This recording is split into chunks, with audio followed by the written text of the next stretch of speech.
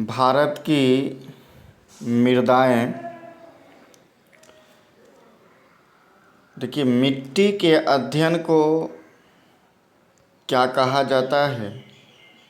तो इसका आंसर होगा पेडोलॉजी। और जैसा कि आप लोग पहले भी पढ़े थे, मिट्टी का प्रकार, आज हम लोग टाइप बाय टाइप इसके बारे में बात करेंगे। तो जलोढ़ मिट्टी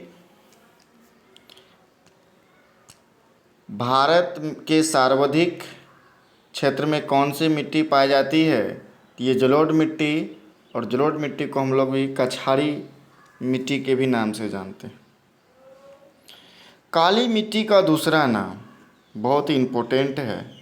काली मिट्टी का दूसरा नाम क्या है?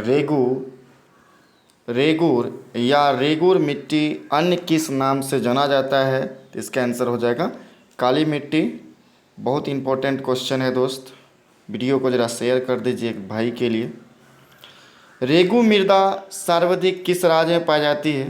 रेगू मना हो गया काली मिट्टी। तो देखिए, काली मिट्टी में सर्वाधिक जो कुछ क्षेत्र राज्य में है तो वो आपका हो गया महाराष्ट्र में है। रेगू मृदा सर्वाधिक किस राज्य में है? तो आपका महाराष्ट्र में है।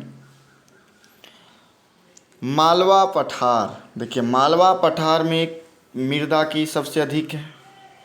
जिस मालवा का पठार है उसमें से सर्वाधिक मृदा है वो काली मृदा है। अब इम्पोर्टेंट है, काली मृदा के लिए सबसे उपयुक्त फसल, देखिए इसमें कपास। काली मृदा में कपास की खेती ज़्यादा होती है। ऐसे पूछेगा कपास की खेती के लिए सबसे उपयुक्त मिट्टी कौन सी है? तो आपका कपास। कपास की खेती के लिए काली मृदा हो जाएगी। देखिए, गन्ना भी काली मृदा में अच्छा खासा उपजता है। अगर कपास नहीं रहेगा तो दूसरे नंबर पे आप गन्ना भी लगा सकते हैं। दोस्त, अब हम लोग बात करेंगे लेटेराइट मिट्टी। लेटेराइट मिट्टी मुख्यतः किन किन राज्यों में है? केरल, कर्नाटक एवं महाराष्ट्र और मेघालय में भी है। सर्वाधिक लेटेराइट मिट्टी मेघालय में पाया जाता है, और लेटेराइट मिट्टी में चाय की खेती होती है। याद रखिएगा, चाय की खेती सर्वाधिक कहाँ होती है? तो वो आपका हो गया लेटेराइट मिट्टी में सर्वाधिक चाय की खेती होती है।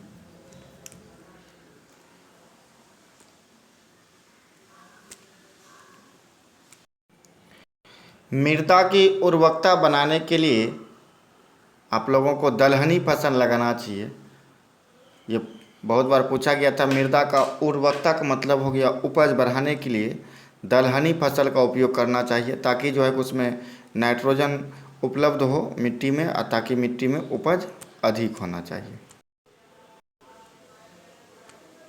उसके बाद देखिए, हम लोग बात करने वाले हैं आपसे चाय बागानों के लिए सबसे उपयुक्त मिट्टी लेटेराइट मिट्टी। और सर्वाधिक लेटेराइट मिट्टी कहाँ पाया जाता है? तो आपका हो गया मेघालय में, और वहाँ मेघालय में सर्वाधिक वर्षा भी होता है। गंगा के पुरौनी, देखिए गंगा के जो मैदान है, पुरौनी जलोढ़ मिट्टी को हम लोग बांगर कहते हैं, और नई जलोढ़ मिट्टी को हम लोग खादर कहते हैं। बहुत इंपॉर्टेंट क्वेश्चन था। देखिए, मरुस्थलीय मृदा में किस प्रकार का पोषक तत्व अभाव होता है? तो नाइट्रोजन। जो आपका मरुस्थलीय क्षेत्र है वहाँ जो होता है उसमें नाइट्रोजन नहीं होने के कारण जो है कि फसल अच्छे नहीं हो पाते हैं।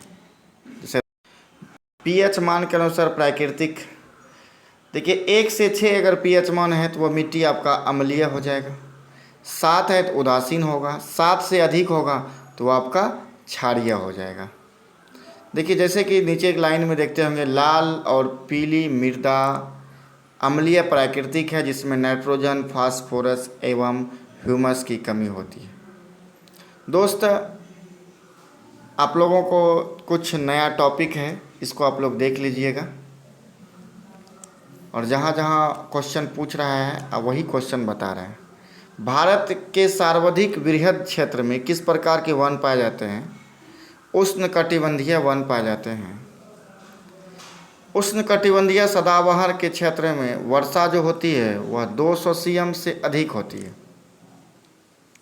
भारत में सिकोना वन, देखिए सिनकोना वन कहाँ पाया जाता है? तो दार्जिलिंग में पाया जाता है। भारत में सिनकोना वन कहाँ पाया जाता है? तो बहुत इम्पोर्टेंट है, वो दार्जिलिंग में पाया जाता है दोस्त। और कत्था, पान यार खाना जो खाता है, कत्था बनाने हेतु किस वृक्ष का प्रयोग किया जाता है? तो आपका हो गया खेर। कत्था बनाने हेतु जो एक वृक्ष है उसका नाम है दोस्त खेर।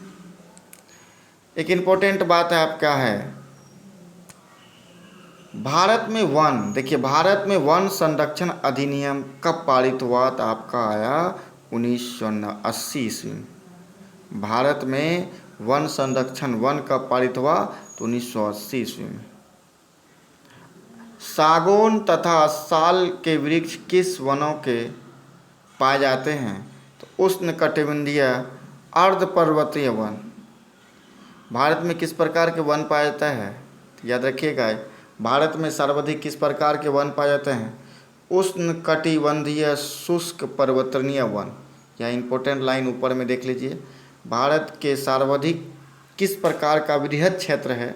तो वह गया उष्णकटिबंधीय शुष्क पर्वतीय वन। यह बीपीएससी में पूछा गया था। अब दोस्त हम लोग बात करने वाले हैं कि जैसा कि भोजपत्र, आप लोग जानते हैं ना, भोज उज खाते हैं, जो पत्ता होता है पहले सखवा का पत्ता, वह सर्वाधिक कहाँ पाया जाता है? तो भोजपत्र जो है वो आपका हो गया हिमालय के क्षेत्र में। भोजपत्र जो पाया जाता है वो आपका हिमालय के क्षेत्र में पाया जाता है। अब देखिए चिपको आंदोलन किससे संबंधित है? तो पहले भी हम बताए थे, चिपको आंदोलन जो है सुंदरलाल बहुगुणों संबंधित है। चिपको आंदोलन किससे संबंधित है? सुंदरलाल बहुगुणों। बहुत इंपॉर्टेंट है। भारत वन सर्वेक्षण FSI की स्थापना कब हुई? 1 जून 1981 को। दोस्त इसके बाद एक और बात है, समुद्र तल से सर्वाधिक ऊंचाई पे पाए जाने वाला वृक्ष कौन है? तो वो आपका आंसर है देवदार।